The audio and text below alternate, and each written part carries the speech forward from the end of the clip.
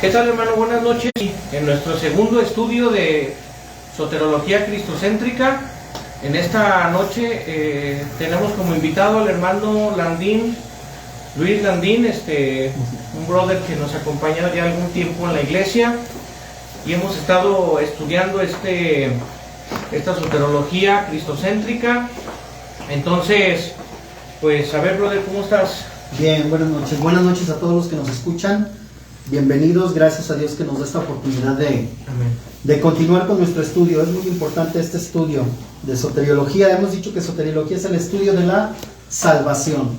Y es muy importante que nos quede muy claro este estudio, porque estamos viendo precisamente las discrepancias de dos corrientes o dos posturas, le llaman muchos, entre calvinismo y arminianismo. Y precisamente este estudio es para ver los errores de cada postura, las malas interpretaciones que hay en textos. Hemos dicho, brother, que muchas veces hemos forzado los textos. Es cierto. Y queremos hacer que el texto diga lo que yo quiero y no lo que el texto realmente dice. Entonces, este estudio, yo lo principal que veo es que nos va a ayudar, nos va a enseñar a crecer mucho con la interpretación de la Escritura. Así es.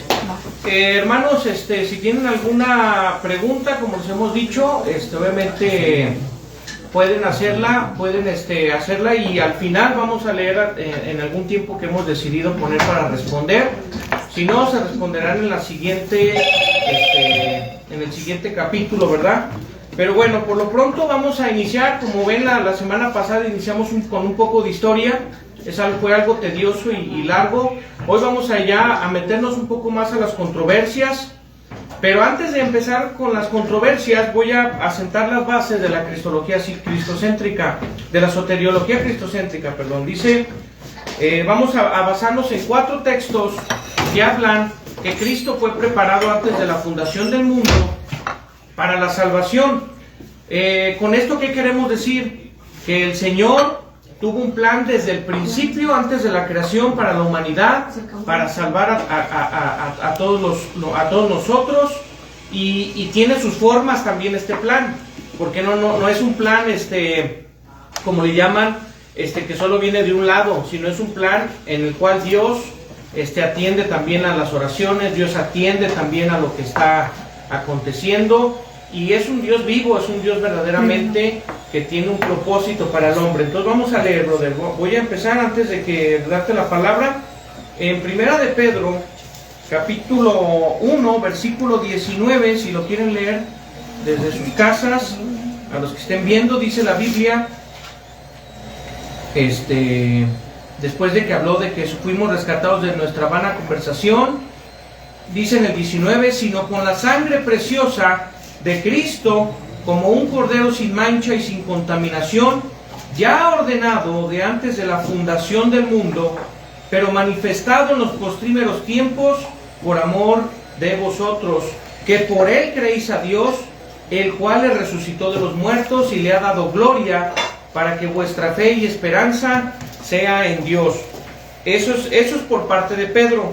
Por parte de Pablo tenemos en Colosenses capítulo 1, versículo 13 al 20, dice que nos ha librado de la potestad de las tinieblas y trasladado al reino de su amado Hijo, en el cual tenemos redención por su sangre, la remisión de pecados, el cual es la imagen de Dios invisible, el primogénito de toda criatura.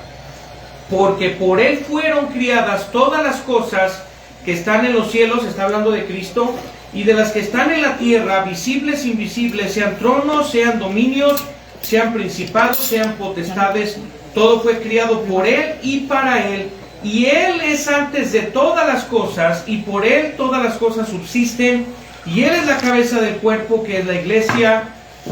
Dice, él es el que es el principio, el primogénito de los muertos, para que todo tenga el primado. Después, eso es por parte de Pablo. Ahora vamos por parte de Juan. En el libro de Juan, el Evangelio, en el capítulo 1, dice del versículo 1 al 3, dice, en el principio era el verbo, y el verbo era con Dios, y el verbo era Dios. Era en el principio con Dios. Todas las cosas fueron, dice, por él fueron hechas, y sin él nada de lo que está hecho fue hecho. está hablando de Cristo también.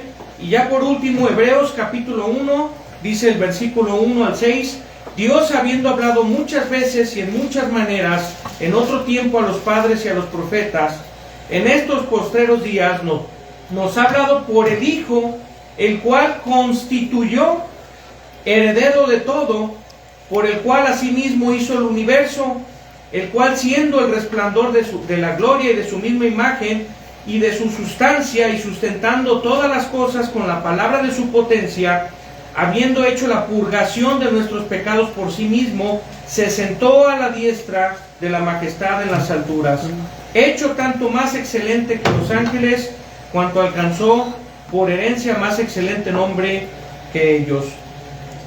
Entonces, hermano, tenemos muchos textos que nos hablan que Cristo es el artífice central de la salvación y no fue un plan contingente. ¿Tú qué opinas de esto? Un plan contingente, como nos lo manejan muchas soteriologías, que Dios estaba tan preocupado por el hombre que tuvo que enviar a Cristo.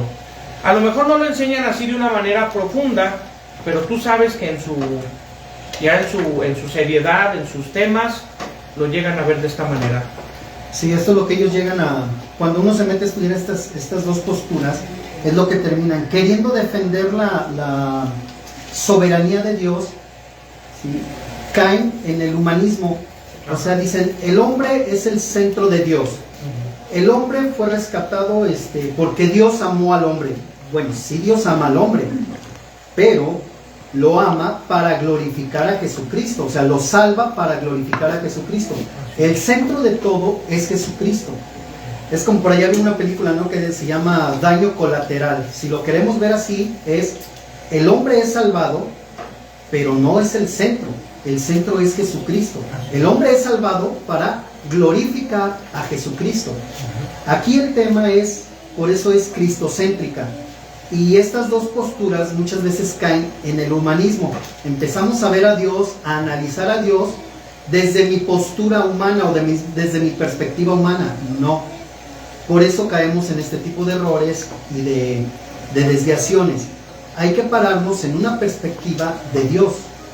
Dios es el centro, Jesús de todo. Dios estableció que Jesús sea el centro de todo. Y ahorita lo vamos a ir viendo. Ok, entonces vamos a empezar con las controversias. Ya el hermano Landín se preparó con todo esto, tiene de hecho sus diagramas. ¿Te parece bien si empezamos con el calvinismo o con el arminianismo? Vamos a empezar con el calvinismo. Ahí mero. Por ejemplo, el calvinismo tiene varios textos. ¿Sí? El primer punto del calvinismo dice que el hombre está totalmente depravado. ¿Sí? El arminianismo dice, no está totalmente depravado. Yo sí tengo algo de libertad para escoger si quiero ser salvo o no quiero ser salvo. Ese es el primer punto de discrepancia. Ahora, ¿qué textos tenemos? Por ejemplo, del lado del calvinismo tenemos varios textos. Primera de Corintios 2:14, no los busquen, yo sé que muchos de nosotros ya tenemos bien conocidos, son textos muy conocidos. Primera de Corintios 2:14, acuérdense que dice, porque el hombre natural no puede entender las cosas que son del Espíritu. ¿Por qué? Esto es cierto, porque está caído. Ahora, Génesis 2:17 dice, le dijo Dios, el día que de él comieres, refiriéndose al árbol del bien y del mal, ciertamente morirás. ¿Okay? Entendiendo que muerte significa separación. Y ahorita vamos a ver en este primer punto, porque este texto es clave. ¿Murió el hombre en qué? ¿En lo espiritual o físicamente? Ahora, ¿qué implica que haya muerto? Si es físicamente, ¿qué implica que haya muerto físicamente? Y si es espiritualmente, ¿qué implica que esté muerto espiritualmente? Y ahí es donde empieza la desviación. Romanos 5:12 dice, y por un pecado, por un hombre, la muerte pasó a todos, por tanto, todos pecaron, todos están muertos. Segunda de Corintios 1:9 dice, para que no nos confiésemos en nuestras propias fuerzas. ¿Sí? Efesios 2:1-3 dice, os dio vida a vosotros estando muertos en delitos y pecados. Jeremías 3:23, por ejemplo, en el Antiguo Testamento dice, ¿mudará el etíope su piel? O sea, ¿el hombre puede cambiar? El Salmo 51:5 dice, en pecado me concibió mi madre. Juan 3:3 le dice Jesús a Nicodemo, el que no naciere de nuevo no puede ver. Y en la segunda ocasión le dice, no puede entrar en el reino de Dios. Ahora, Romanos 3:10-12, que es el texto base para ellos, es, no hay justo ni aún uno. Todos se desviaron, todos están... No hay quien entienda. No hay quien entienda. Job 14:4 dice, ¿quién hará limpio al inmundo? Entonces, aquí yo traigo un esquemita donde es bien importante entender qué se perdió y qué quedó en el hombre. Ok, estamos hablando de una muerte. Muerte no es otra cosa más que separación. El hombre en el Edén tenía vida eterna. ¿Por qué? Estaba proyectado para vida eterna, porque comía del árbol de la vida. Por eso cuando peca, Dios retira ese árbol y dice, he aquí el hombre ha venido a ser como uno de nosotros, en cuanto al conocimiento del bien y del mal. Ahora, esto fue lo que le afectó al hombre. El hecho al hombre de conocer lo bueno y lo malo, al hombre sí le afecta. Dios lo conoce, pero como Dios es perfecto, Dios es 3 veces santo, a Él no le afecta conocer el mal. Él sabe el mal, pero Él no le afecta eso. Al ser humano sí. Por eso la serpiente le dijo, seréis como Dios. Y Dios lo ratifica. Dice, ha venido a conocer el bien y el mal, como nosotros. Retiremos ahora el árbol de la vida, no vaya a ser que viva para siempre. El hombre estaría en una posición de siempre pecador por la eternidad. Y eso Dios no se lo va a permitir. ¿Ok? Ahora, entonces, ¿qué tipo de vida teníamos en el Edén? No teníamos una moral. Porque el hecho de haber comido del árbol del bien y del mal, eso es la moral. Si tú buscas en el diccionario qué es la moral, es precisamente el actuar en base al conocimiento de lo bueno y lo malo. Que tus actos están regidos por lo bueno o lo malo. ¿Cómo actúas? Eso es la moral. Entonces, el hombre era amoral. Si el hombre no tenía una moral, ¿en qué estado estaba?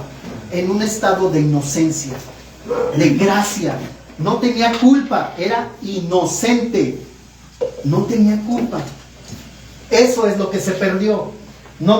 Perdió la inocencia, perdió la salud, perdió la seguridad, porque cuando peca dice, tuve miedo. ¿Miedo? ¿A qué? ¿Había un lobo? ¿Había un león? ¿Alguien lo iba a atacar? No. Se separó de Dios, dice, se vio desnudo. Desnudo en el sentido de una atadura, estaba unido. Un nudo es para unir, ¿sí? Amarrado, estaba unido a Dios. Dice, me vi desnudo y tuve miedo.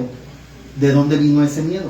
Entonces se perdió la seguridad, se perdió la provisión, porque podía comer de todos los árboles del Edén. Se pierde la relación, se pierde un hombre perfecto, un cuerpo físico perfecto. Empieza, ¿qué pasó? A enfermarse. Empieza a enfermarse. Por eso la edad del hombre, empieza a decaer. Y lo vemos después del diluvio, cómo Dios bajó la edad, porque dijo, ahora el hombre será hasta 120 años. ¿Y no contenderá mi alma? No contenderá por siempre mi alma. ¿Sí? ¿Ok? Entonces, ¿y se perdió qué? Una tierra perfecta. Se pierde una tierra perfecta. ¿Por qué? He aquí, por tu pecado, por tu desobediencia, la tierra será maldita. Ahora, ¿ya viste? Entonces, la muerte ocasiona esta separación. Pierdo estos atributos, pero me quedo con mis atributos de ser humano. Me quedo con una moral, ahora, porque fue lo único que comí, el árbol del bien y del mal. Me quedo de donde se desprenden los vicios y los hábitos. Me quedo, sí, con un intelecto. Me quedo con una moral, me quedo con una voluntad propia, me quedo con unos deseos, unas emociones, en una tierra maldita. Ahora, esto me indica que hay necesidades. La necesidad es fruto de mi pecado. porque acá no tenía necesidad. ¿Sí? Entonces, aquí el punto de controversia es, el calvinista dice, no, el hombre está totalmente depravado, todo su intelecto, toda su moral, toda su voluntad, todos sus deseos, todas sus emociones son en contra de Dios. Él no piensa lo bueno. No, permíteme, ahí hay un error. Estás haciendo un mal planteamiento. ¿Por qué? Porque el hombre sí piensa bien. El bien y el mal están en él. Ahora, hablando en el punto de salvación, aunque el hombre se mueva en el bien, no tiene salvación. ¿Por qué? Lo vamos a ver más adelante. ¿Por el plan? Por el plan. Por el plan. El plan. Esto ya en este momento se perdió. Claro. El hombre sigue con ciertas facultades, Es cierto. que es donde dicen los arminianos, no, espérate, el hombre sí hace cosas buenas, no está tan depravado. Y lo vemos. Porque con cuántos pecados nos condenamos? Con uno. Sí. Con un pecado que cometamos, estamos condenados. ¿Me explico? Sí, claro. Y el calvinista dice, no, estás totalmente depravado, todo lo haces mal. O sea, llevan esta posición a una exageración. Ahí está la desviación. Entonces el arminiano dice, no, espérame, si hago cosas buenas, yo sí busco, y lo veíamos el domingo en la predicación. Vemos en la Biblia ejemplos de gentiles que buscan a Dios, que van a adorar a Dios, suben al templo a adorar a Dios. Ahí está el eunuco, ahí está Cornelio, ahí está el centurión. Buscan adorar a Dios. ¿Sí? E incluso el joven rico, ¿no? ¿Sí? Todo esto lo he hecho desde mi juventud. Sí, sí hay gente que hace bien y mal. Hay gente que en su vida pisa la cárcel.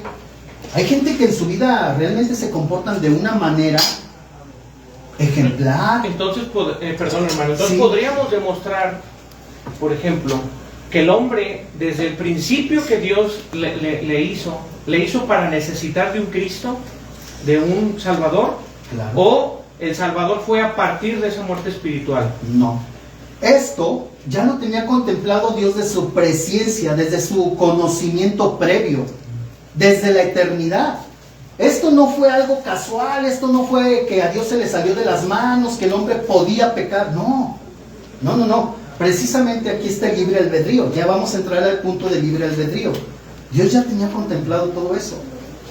Es más, Dios ya sabía que el hombre iba a pecar, porque Dios está haciendo a un ser libre, completamente libre. Por ejemplo, hermano, ¿qué opinas del versículo que dice en Génesis capítulo 2, versículo 18? Aquí todavía no llega el pecado, todavía no pecaba. Bueno, de hecho todavía ni Eva existía. Y dice la Biblia, y dijo Dios, no es bueno que el hombre esté solo, haréle ayuda idónea para él.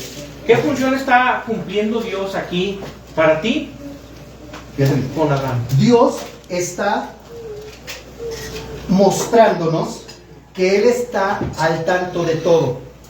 ¿Sí? Ahí está Dios poniéndole el nombre a los animales, y en eso el hombre se da cuenta que para él no hay una pareja. ¿Sí? Entonces Dios ya tenía previsto todo esto. Lo que pasa es que acuérdate que la escritura está escrita para enseñarnos. Claro. ¿Sí? Dios nos está enseñando que Él ya sabía que el hombre tenía esa necesidad y le iba a poner esa necesidad, y nos está mostrando que Dios está proveyendo esa necesidad, supliendo esa necesidad, ¿sí? La va a suplir con una pareja. No es que a Dios se le haya ocurrido, híjole, me faltó la pareja de Adán. No. Dios nos está enseñando a nosotros. Acuérdense que las cosas escritas son para nosotros. Dios nos está enseñando que Él está al tanto de nuestras necesidades. ¿Adán le pidió una pareja? No, la verdad es que no. Dios le proveyó una pareja sin que Adán se la pidiera. Sí, porque dice la Biblia, vio que Dios que no era bueno. Exactamente, Algo entonces, andaba.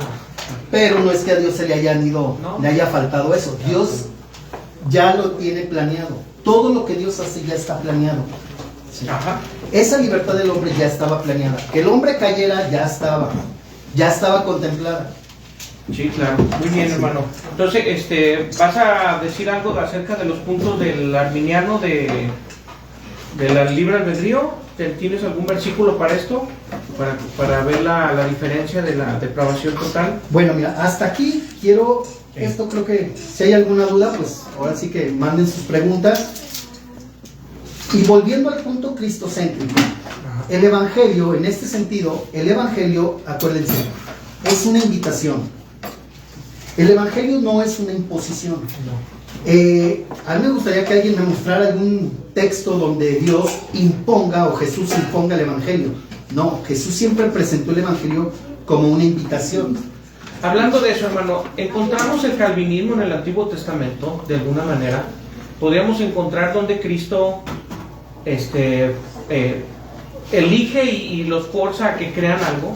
No. Si tú lees todos los profetas, de hecho ese es el problema en todos los profetas, Dios siempre está invitando al pueblo, y tengo algunos textos, por ejemplo en Jeremías le dice Dios al pueblo, corrígete, ¿sí? En Oseas, ¿qué le dice Dios al pueblo?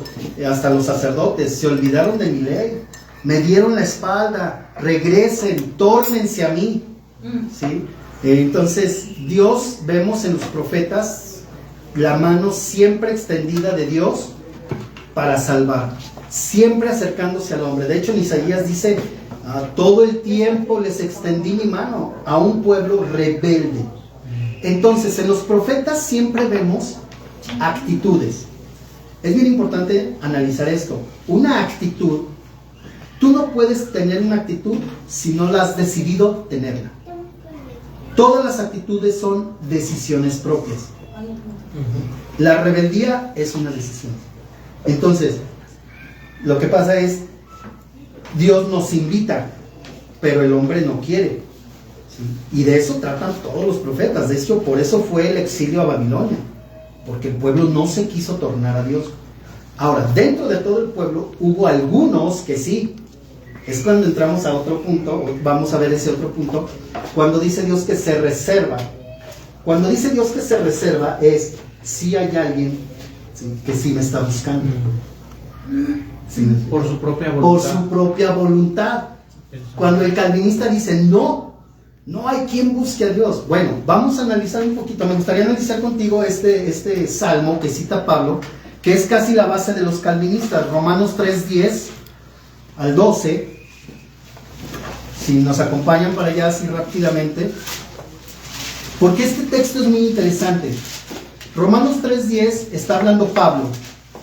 Pablo, decíamos el domingo en la predicación, está hablando Pablo de 4 tipos de personas. Los gentiles, que tienen la ley natural, o sea, la moral, ¿sí? Después, cuando Dios hace el pacto con Noé, hay una corriente judía que se llaman los noajistas, los Beni Noa. Estos señores se rigen por las 7 leyes universales, que son los 7 mandamientos que Dios le da a Noé. Dentro del judaísmo hay una corriente que se llaman los noajistas.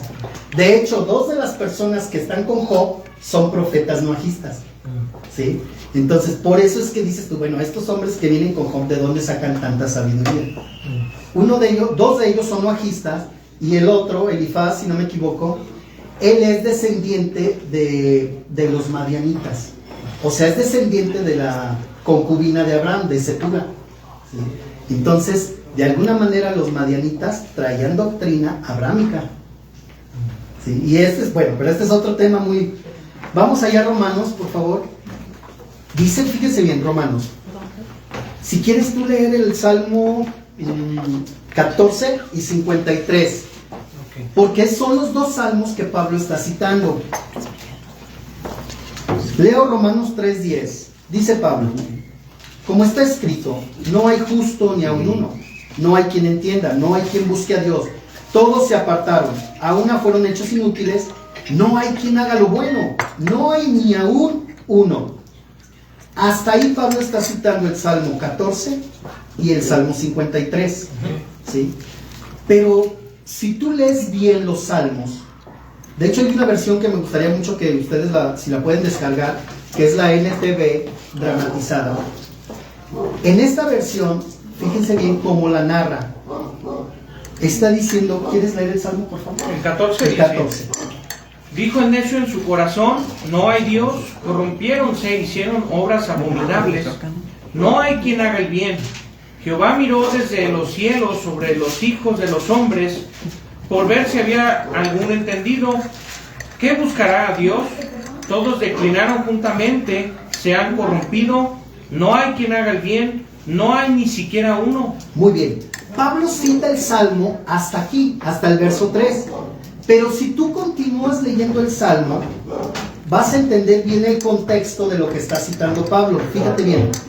En el verso 4 dice: ¿no tendrán conocimiento todos los que obran iniquidad, que devoran a mi pueblo como si comiesen pan, y a Jehová no invocaron?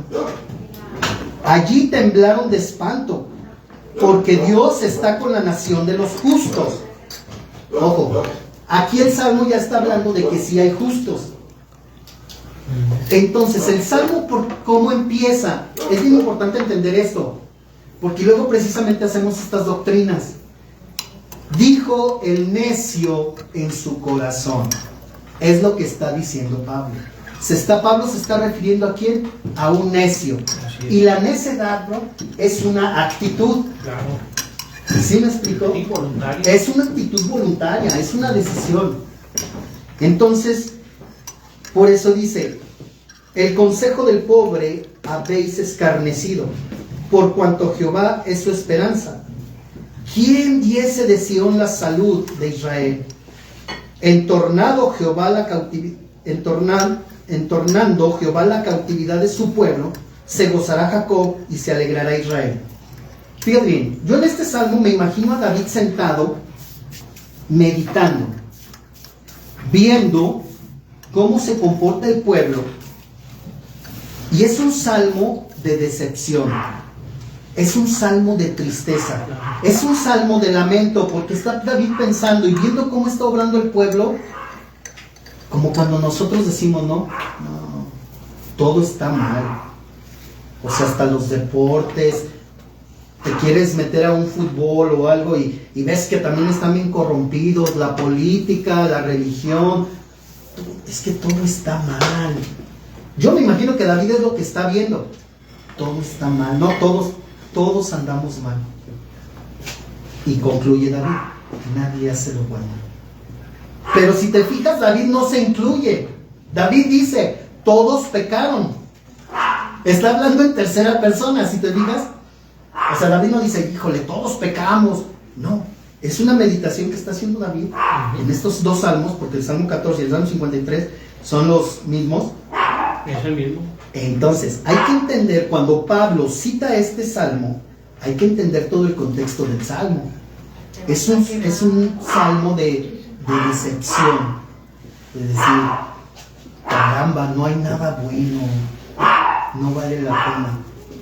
¿Ah? Sí, porque naturalmente, como dice la Biblia, el hombre estamos corrompidos por nuestra naturaleza de concupiscencia. Exactamente. O sea, eso es natural, pero eso no quiere decir que Dios ponga en nosotros la maldad para nosotros, como en un fatalismo, hacer lo malo. Ahora, fatalismo es que ya está decidido todo. Exactamente. Y eso es algo, se me suena como al calvinismo, ¿no? Ese es en donde se desvía el calvinismo. Y el arminianismo trata de decirle al calvinista: no, espérate, no es así. ¿Sí? No es así. Entonces, en ese punto, el arminiano tiene cierto sentido de razón. Aunque más adelante también se va a ir al otro extremo. ¿Sí?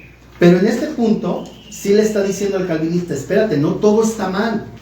Sí hay algo bueno en el hombre. Lo que pasa es que Pablo, ahí en Romanos 3:10, está concluyendo: todos se desviaron, aunque haya buenos que sí busquen a Dios, no pueden lograr su salvación. Es lo que está diciendo Pablo. ¿Por qué? Porque no han llegado al Evangelio. No están en el Evangelio. De esta manera, Pablo pone al Evangelio en el centro. Entonces, tengo al gentil que no busca a Dios, al necio. Tengo al gentil que sí busca a Dios, que sí se esfuerza por llevar una moral, una vida buena. ¿Sí? Pero ninguno de los dos ha llegado al Evangelio. Entonces, ninguno de los dos es salvo. Eso es lo que está diciendo Pablo. Por el otro lado tenemos a otros dos tipos de personas. Al judío que sí hace lo bueno, al judío que cumple con su rito, que sí cumple con la ley como Pablo, ¿sí? Que dice fariseo de fariseos y irreprensible en cuanto a la ley, irreprensible. ¿Sí? Entonces Pablo es el ejemplo de un judío que sí buscaba a Dios, pero que no era salvo porque no había llegado al Evangelio. O sea que en su libertad y en su bondad no podía ser salvo. No, en sus buenas intenciones no puede ser salvo. Mira qué interesante. Entonces estamos encontrando que ni el arminiano puede llegar por sus propias fuerzas a Cristo o hacerse salvo. Exactamente. Y tampoco en una falta de libertad o en un fatalismo. Exactamente. Y por el otro lado, bueno, pues tenemos al judío que de plano tampoco no cumple la ley. Entonces las cuatro personas, por eso está diciendo Pablo, todos se desviaron, no hay quien busque a Dios, o sea, y aunque lo buscaran, no pueden recuperar el área espiritual, están separados, todos nos estamos moviendo en esta área. Esta área ya no está, en nuestra vida esta área ya no está. Por eso cuando viene, nosotros tratamos de suplir estas necesidades, pero en este plano. Claro. ¿Sí? Sí, perdimos lo espiritual. Exactamente. Entonces viene Jesús y nos dice, oigan, yo les voy a regresar lo que se perdió. ¿Ok? Por eso es bien importante entender este punto, que se perdió. Ahora, hermano, a ver, otra cosa. Aquí se está poniendo muy bueno esto. ¿De qué sirven las advertencias de los profetas si ya existe un fatalismo o un determinismo como lo enseña el calvinismo? No, pues ¿De qué serviría un profeta? ¿Para qué servía? No. ¿O qué ejemplo sería? Si okay. Entonces esas profecías o esas advertencias que llegaba a dar al pueblo, ¿qué uso tienen si ya hay un fatalismo ya? No tendrían sentido. Entonces, entonces para que tomen sentido, ¿qué tendríamos que decir? ¿Que hay una libertad o qué? Exactamente. ¿A qué te llevan los profetas? Tú ves todo el Antiguo Testamento, es una invitación. Es una invitación. ¿A qué? A que tornemos nuestra vida a hacer el bien. Ok, moralmente. Pero ¿desde cuándo está diciendo Dios? Fíjense bien, este es el punto. ¿Desde cuándo le está diciendo Dios al hombre que lo va a salvar? Desde la promesa que le da en el Edén a Adán y Eva. ¿Sí? Desde ahí ya está el Evangelio. Bueno, aún dice Gálatas capítulo 3 que le fue predicado el Evangelio a Abraham. Abraham, es que tú ves el Evangelio en toda la historia bíblica, en toda la historia bíblica. Pero así lo dice literal. Ajá. Le fue enseñado el Evangelio. Sí. Las buenas nuevas. Sí, cuando tú lees a Pedro o lees que dice que los del antiguo mundo desobedecieron. ¿A qué desobedecieron? ¿A qué se está refiriendo? A que no creyeron en la promesa que Dios hizo desde el Edén. ¿Sí? Porque este es un punto interesante, es un punto que casi nadie habla. Yo se los he comentado mucho. Fíjate bien, cuando los únicos que no conocieron a Adán, porque Adán vivió 930 años, los únicos que no conocieron a Noé, fue Adán y hay otro, no me acuerdo quién, no quiero errar, creo que no me acuerdo ahorita, por ahí lo tengo, se los traigo el dato. Hay dos personajes, ¿sí?, de la genealogía de Adán que no conocieron a Noé, ¿sí? Ahora, cuando Noé vivió 950 años, cuando Noé muere, Abraham ya tiene 50 años de edad. Yo no digo que lo conoció, pero ¿qué nos está mostrando la Biblia? Que la promesa se fue transmitiendo por toda la genealogía de Adán. Y lo vemos en Abel, lo vemos en Enoc, lo vemos en otro personaje que dice, creo que es la cuarta generación, y a partir de aquí invocaron a Jehová. ¿Sí? Y luego lo vemos con el papá de Noé, que es Lamec, cuando dice, este nos va a librar de nuestro trabajo, o sea, de nuestros dolores, y de la tierra que maldijo Jehová por nuestra causa. O sea, este tipo de frases, de declaraciones, ¿qué te está señalando? Que Adán les transmitió todo el Evangelio, la promesa de un Salvador. Toda esta generación entendió perfectamente que éramos ya una raza caída. ¿Sí me explicó? Ahora, Noé justo en sus generaciones dice que es justo. Noé provenía de una genealogía que estaba creyendo en la promesa. A eso se refiere cuando dice que Noé era justo en sus generaciones. Que sí viene una línea donde se está predicando la promesa de salvación, de un Mesías, de un Redentor. Entonces, si estos señores dicen que no, que Dios ya determinó quién es salvo, no, pues entonces ¿para qué queremos profetas? ¿Para qué queremos promesa? Entonces vamos a, ya sigue, porque tú sabes que el calvinismo y el arminianismo son una serie que un punto te lleva a otro. Ajá. Entonces la elección no es incondicional, o sí es incondicional, viéndolo de esta perspectiva. De la perspectiva bíblica, no es condicionada. O sea, ¿condicionada a qué? Bueno, la salvación está condicionada a que creas en el Evangelio, a que si crees, ¿sí? Incondicional en el sentido... ¿Es que Dios decide a quién va a escoger? No, Dios no decide. La decisión de aceptar el Evangelio es tuya. Pero eso no golpea su soberanía. No. Ese es otro punto muy interesante. ¿No? Bueno, pero ¿en qué momento golpea su soberanía si Dios así lo estableció? ¿Sí me explicó? Entonces lo que ellos dicen, no, estás golpeando la soberanía de Dios. Pero espérame, primero determíname qué estableció Dios, claro, para ver si golpea o no su soberanía. Sí, entonces, si Dios lo estableció como tú dices, bueno, sí golpeó su soberanía. Pero si Dios lo estableció como lo está diciendo la Biblia, entonces no golpeó su soberanía. Entonces Dios hace una invitación desde el principio. Es que lo vemos bíblicamente. La invitación es abierta. El Evangelio no es una imposición. Eso lo sabemos bien claro. El Evangelio no es una imposición.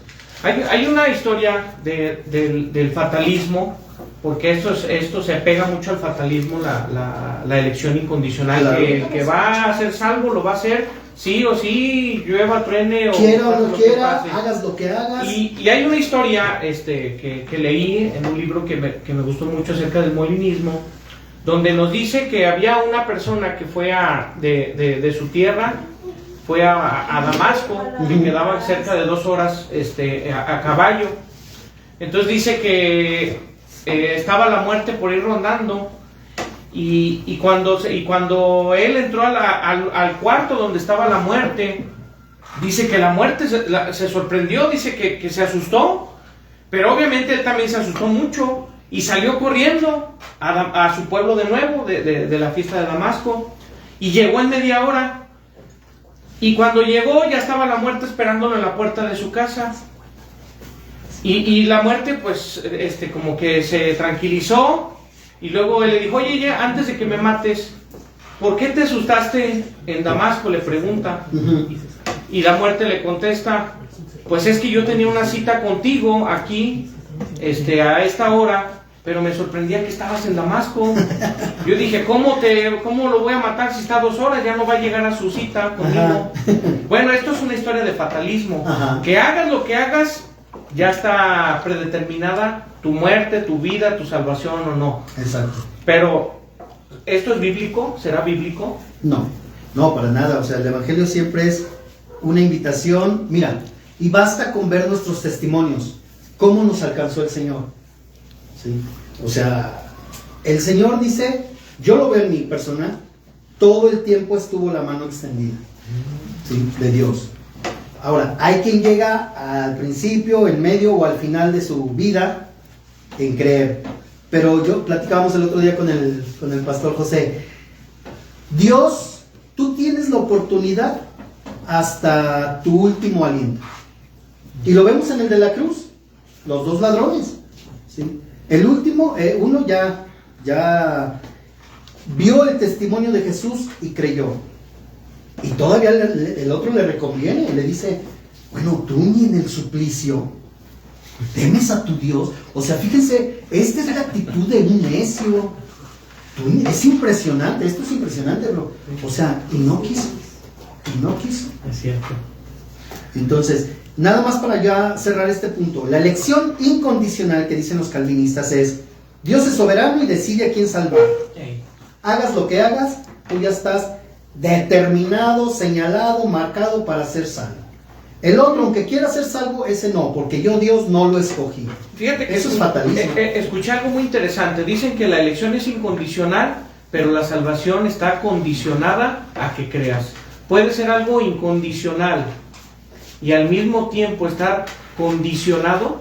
Podría yo decir, es que Dios me eligió incondicionalmente, pero me condicionó que tengo que creer. ¿Esto será posible? No, sigue siendo imposición. Mira, tú lees a Pablo, lees a Pedro, y habla mucho, de hecho, de 1 de Tesalonicenses dice, 1 de Tesalonicenses 1.8, dice, 2 de Tesalonicenses 1.8 dice, ¿por cuál pecado nos va a condenar Dios? Dice, porque no conocieron a Dios, ni obedecieron al Evangelio. Por esos dos pecados es por lo que nos va a condenar Dios. Por no obedecer. Y la obediencia, aquí lo podemos analizar en el siguiente segmento. ¿Qué es la obediencia? ¿La obediencia es una imposición? No. Si tú te fijas, la obediencia conlleva una sujeción voluntaria. Sí, sí, porque si fuera, si ya va a haber un juicio, sería fútil el juicio, sería inútil, porque ya estaba determinado qué ibas a hacer. Mira, es como cuando le dices al niño, está el niño brinqui, ¿verdad? Sí. Y le dices, o te estás en paz, o te pongo en paz. Y el niño te queda viendo y no, pues, se pone en paz. A ver, pregunta, ¿el niño obedeció? No le quedaba. Exactamente. Entonces no fue obediencia, fue imposición. Ya aplicaste coerción, ya aplicaste una amenaza. ¿Sí me explico? Entonces, el niño, de cierta manera, podríamos decir, ya me obedeció. No te obedeció. Tú le impusiste que se sentara, pero él de su propia voluntad. No, pues no entendió. Es más, mira, el chiquillo hasta puede estar sentado y decir, pero por dentro estoy brincando, papá. Claro. ¿Sí me explico? Porque ahí está la necedad en el corazón. Sí.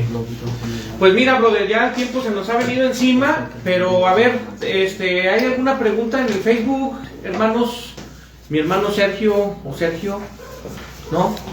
Bueno, hermanos, hay gente viéndola. Saludos a los que nos están viendo. Ya saben, estamos hablando del tema cristocéntrico. Si tiene alguna pregunta, puede hacerla en estos momentos, ya sea para ahorita, si se le alcanza a escribir, la respondemos. Si no, la otra semana quedaremos pendientes. Pero ya para concluir, brother, pues tenemos que entender primeramente que el Señor nos ha hecho una invitación a la salvación. Exacto. Y ha hecho un procedimiento que lo encontramos en Romanos capítulo 10, donde nos habla de predicación, nos habla de oír la palabra, nos habla de que la gente se debe de arrepentir. Y esto es muy importante, ¿no? Que los hermanos sepan que el propósito de este estudio no es minimizar a ningún calvinista, ningún arminiano, no, sino que es ver que la posición que siempre se ha estudiado, hermanos, debemos de analizar esto, es siempre humanista sobre nosotros. Siempre es, si tengo libre albedrío, ¿qué doctrinas voy a sacar? Si no tengo libre albedrío, ¿qué doctrinas voy a sacar? Y las empezamos a acomodar, y por eso encontramos tanto versículo contrapunteándose, chocando uno con otro. Exacto. Pero cuando uno empieza a analizar, y ya lo van a ir viendo, en el punto de Cristo, que es un plan desde antes de la fundación del mundo, uno empieza a entender que todo va para Cristo. Sí. Todo empieza a entender que los elegidos son aquellos que se arrepintieron de su maldad, son aquellos que escucharon y aprendieron, como dice la Biblia en Juan. Nada más leo este versículo, no sé si tú tengas algo ya para cerrar. Yo quiero cerrar con este versículo. Ok, bueno, yo nomás cierro también con este texto. Dice, yo los invito a que lean con calma Romanos capítulo 10. Fíjese bien, cuando llega Pablo al verso 16, dice, mas no todos obedecen al evangelio. Pues Isaías dice, Señor, ¿quién ha creído en nuestro anuncio? Vamos a hablar más adelante qué implica creer, qué es la fe, pero creer habla de una decisión, ¿sí? Luego, dice Pablo, concluye, la fe, luego, ese luego es, entonces la fe viene por el oír, y el oír la palabra de Dios. Así es. No dice por el oír la amenaza de Dios, por la imposición de Dios, no. La fe viene por el escuchar. Muchos escuchan el Evangelio, pero deciden no obedecerlo. Al menos ahorita, muchos dicen, yo sé que están bien, pero no, ahorita no le entro. Bueno, pero ahí está la invitación. Ajá. ¿Y qué le decimos a esa persona? Bueno, es tu decisión, pero acércate. El Señor te está esperando. ¿Sí? Entonces, con eso terminamos. Amén, hermanos. Y ya nada más, hablando de lo mismo, dice Juan capítulo 6, versículo 44, ninguno puede venir a mí si el Padre que le envió no le trajere, y yo le resucitaré en el día postrero. Y después del 45 dice, escrito están los profetas, y serán todos enseñados de Dios, así que todo aquel que oyó del Padre y aprendió, viene a mí. ¿Quiénes son los que llegan al Padre? Según Jesucristo, los que oyeron y aprendieron. Esos son los elegidos. Esos son los que el Padre le lleva al Hijo. Yo creo que ahí en esos textos nos estamos brincando un escalón. Cuando leemos que los elegidos son predestinados, sí. ¿Quiénes son los elegidos? Los que oyeron, los que aprendieron y llegan y el Padre los lleva al Hijo. Bueno, aquí lo dice claramente la Biblia. Ese es el siguiente punto que vamos a ver en el... Lo vamos a ver después, pero es muy bueno que empiecen los hermanos a escuchar y a sentir lo que es el punto de vista cristocéntrico. Exacto. Sobre los atributos de Cristo, sobre la voluntad del Padre y sobre lo que tenemos. Ok. Fíjate bien, ahí precisamente vamos a ver el punto ya de la elección, o sea, Dios a quién elige. 2, ¿a quién elige? ¿En dónde los elige? ¿Para qué los elige? ¿Para qué? ¿Desde cuándo los elige? ¿Sí me explicó? Son varios puntos que vamos a ver. Yo espero, hermanos, que realmente yo haya sido claro en la exposición de estos dos extremos, de estos dos puntos, porque de esa manera solamente podemos entender lo que es la posición cristocéntrica, bíblica. Así es. Ciertamente, y todo esto, hermanos, se da por falta de estudio, por falta de lectura. Y yo quiero darles un tip. Tenemos que aprender a ver los temas bíblicos desde el plan de Dios. Amén. No del plan del hombre. Cuando tú te vas a ver el Evangelio, a analizar el Evangelio desde la perspectiva humana, ya erraste, ya erramos.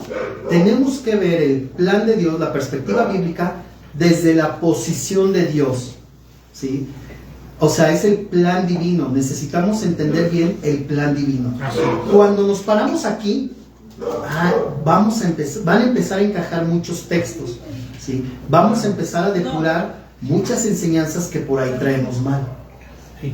Sí, sobre todo esto, hermanos, ¿no? En esta soteriología, que es el estudio de la salvación, debemos nosotros, hermanos, aceptar todos los versículos de la Biblia. Ya lo había dicho en el video pasado, que somos bien curiosos, ¿no? A veces nos burlamos de los testigos de Jehová que empiezan a excluir algunos textos, o que les decimos un texto y les incomoda y brincan a otro, pero nosotros somos los mismos. Si somos arminianos o calvinistas, nos dicen un texto y como que lo hacemos a menos, lo rechazamos, lo tachamos como que no es tan importante, pero esto no está bien. O sea, tenemos que aprender a ver que Cristo nos está enseñando algo verdaderamente profundo y pleno.